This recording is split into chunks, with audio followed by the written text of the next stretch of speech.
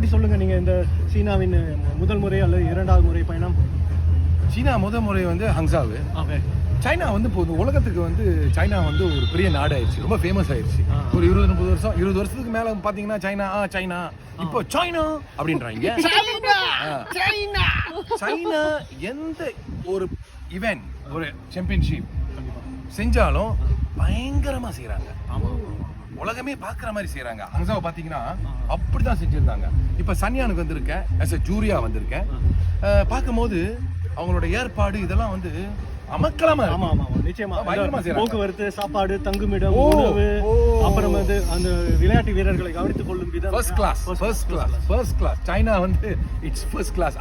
அதுல வந்து நம்ம சொல்றதுக்கு ஒண்ணுமே இல்ல. ஃபர்ஸ்ட் கிளாஸ் அவ்வளவுதான் சொல்லணும். நீங்க 2023 வந்தீங்க, இப்போ 2026 வந்திருக்கீங்க.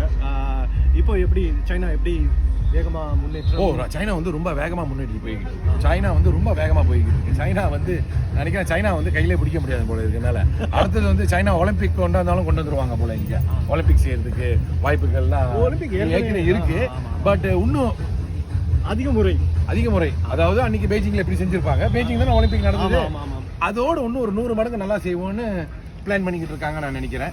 ஸோ அதனால அவங்க செய்யற எல்லா விளையாட்டும் ஆர்கனைஸ் பண்ற எல்லா ஏஷியனோ என்னவா இருந்தாலும் ஒரு அப் டு கிளாஸா தான் செய்யறாங்க. கண்டிப்பா டாப் கிளாஸ். எஸ், நம்பர் 1 தான் நிக்கணும்னு பாக்குறாங்க அவங்களும்.